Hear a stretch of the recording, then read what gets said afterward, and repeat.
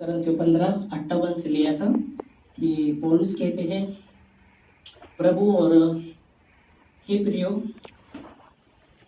दूर और अटल हो जाओ और प्रभु के काम में सर्वदा बढ़ते जाओ, क्योंकि प्रभु में जो भी परिश्रम तुम करते हो वो व्यर्थ नहीं है, उसका प्रतिफल परमेश्वर देगा।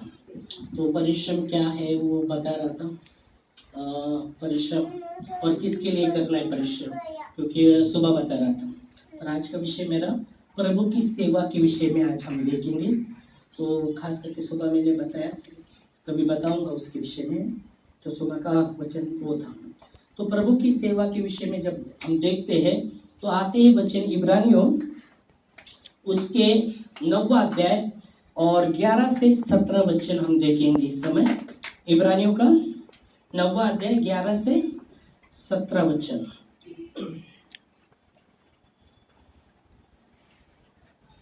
पढ़ेंगे। परंतु जब मसीह आने वाली अच्छी अच्छी वस्तुओं का महायाजक होकर आया तो उसने और भी बड़े और सिद्ध तंबू से होकर जो हाथ का बनाया हुआ नहीं, अर्थात इस सृष्टि का नहीं।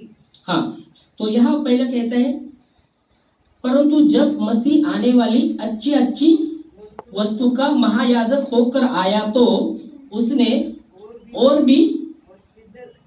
भी बड़े और सिद्ध तंबू से होकर जो हाथ का बनाया हुआ नहीं है, अर्थात इस सृष्टि का नहीं है।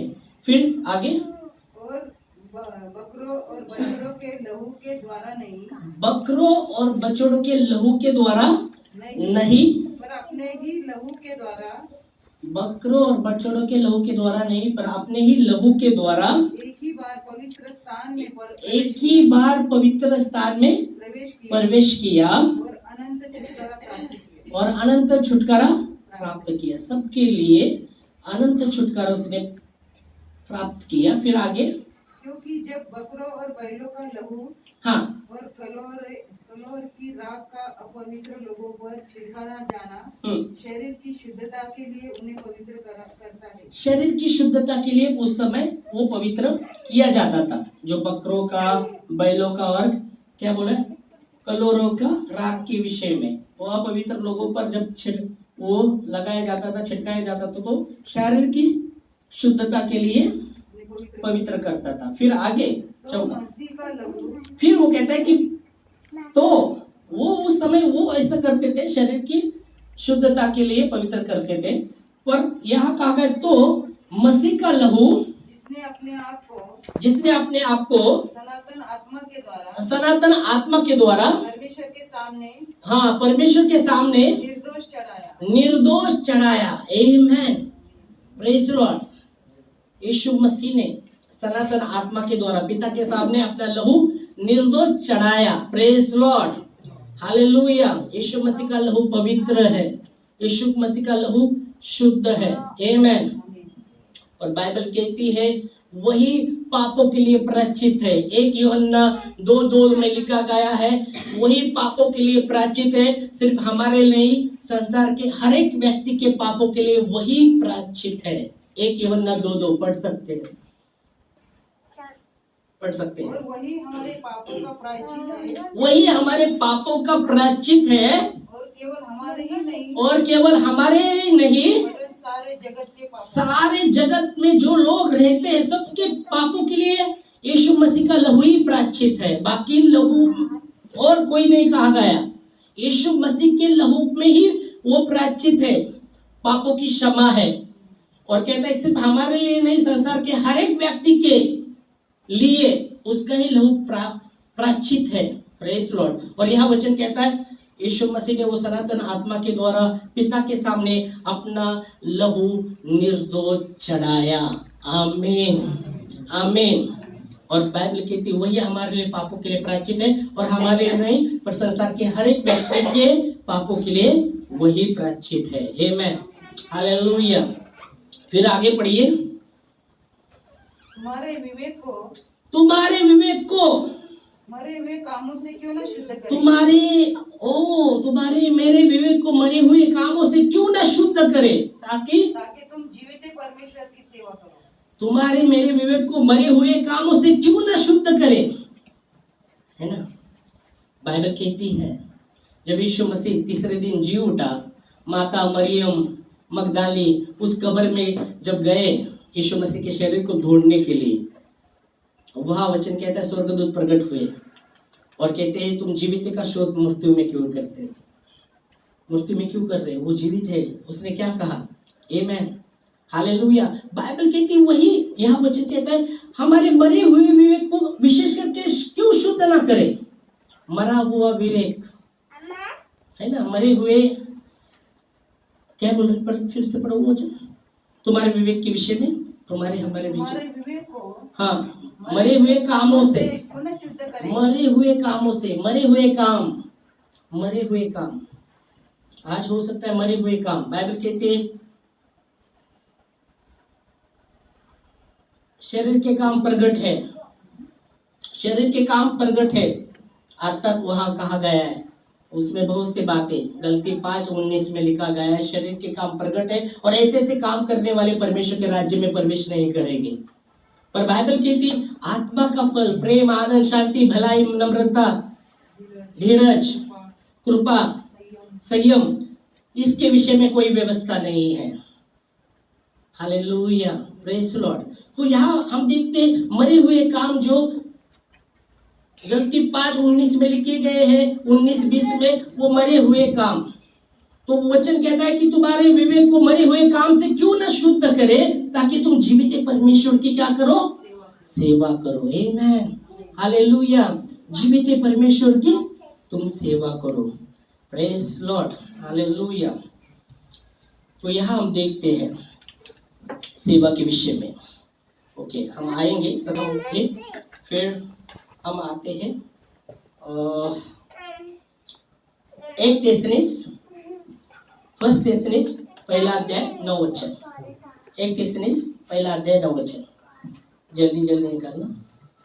1 Thessalonians, 1 Thessalonians हम देखते हैं।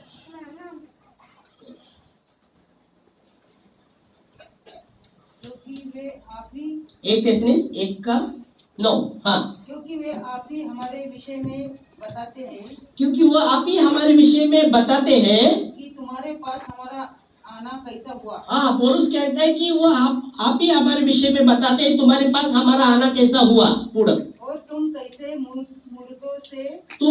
मुर्दों से जीवित परमेश्वर की ओर फिरे, तुम कैसे मुर्दों से परमेश्वर की ओर फिरे, परमेश्वर की ओर फिरे। Praise Lord, hallelujah.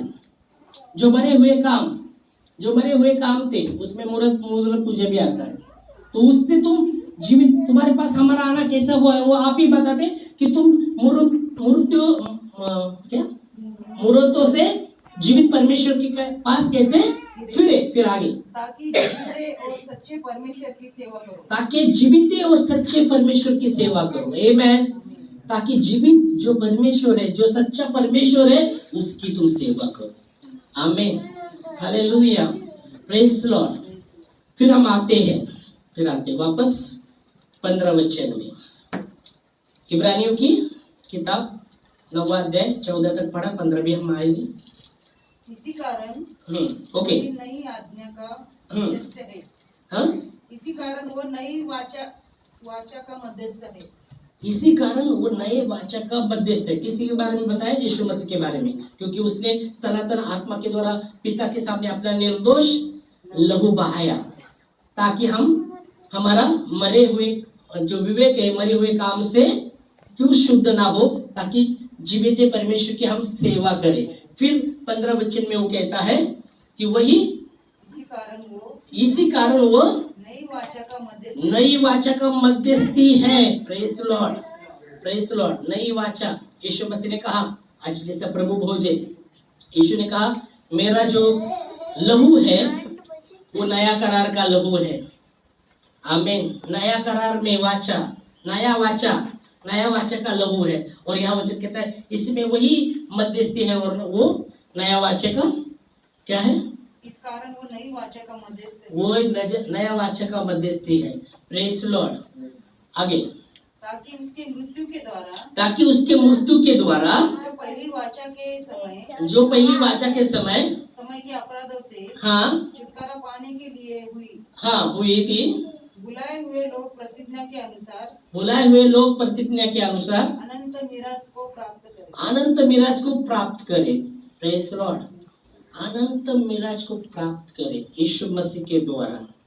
हालेलुया। फिर आगे पढ़िए, नए वाचा के विषय में भी बता रहा है। जहाँ वाचा बांधी गई, जहाँ वाचा बांधी है, हाँ, वहाँ वाचा बांधने वाले की मृत्यु का समझ लेना ही आवश्यक है। जहाँ वाचा बांधी गई है, जो वाचा बांधता है उसका मृत्यु का समझ लेना आवश्यक है। फिर आगे, क्योंकि ऐसी वाचा और ऐसी वाचा मरने पर पक्की होती है। मरने पर पक्की होती है। और जब तक वाचा बांधने वाला जीवित रहता जब तक वाचा बांधने वाला जीवित रहता है, तब तक वाचा काम नहीं करती। तब तक वाचा काम नहीं करती। जो वाचा बांधी है, वचन कहता है जब तक वो व्यक्ति जो वाचा बांधता है जब तक जीवित है, तो वो तब तक वो काम करती नहीं। पर जब वो मर जाता है तो वो वाचा पक्की हो जाती है, पक्की हो जाती है। हालेलुया। Praise Lord. 17 तक पढ़िए। तो 17 तक आप देखते हैं, यहाँ वचन कहता है तब जो समझ मृत्यु का समझ आवश्यक है। और बाइबल स्पष्ट कहती है जब तक जो वाचा बांधता है, जब तक वो जिंदा है तो वो वाचा काम नहीं करती। जब मरने पर वो वाचा काम करती। और यीशु मसीह आपके लिए और मेरे लिए मरा भी। आमेन। वो जो भी वाचा उसने बांधा। इसलिए जब यीशु मसीह क्रूस पर जाने के पहले अपने चेलों को बिठाया और रोटी लिए, तोड़ी और कहा मेरा शरीर ले लो। फिर वो प्याला उठाया, वो बिहार के पीछे जो प्याला था उठाया और कहा ये मेरे लहू में वाचा है। वहां वचन कहता है बिहारी के पीछे जो प्याला था उठाया और कहा ये मेरा नया करार का लहू में वाचा है, पाप क्षमा के लिए बहाया है। आमेन। हालेलुया। और वो वाचा को उसने पूरा भी किया। Praise Lord.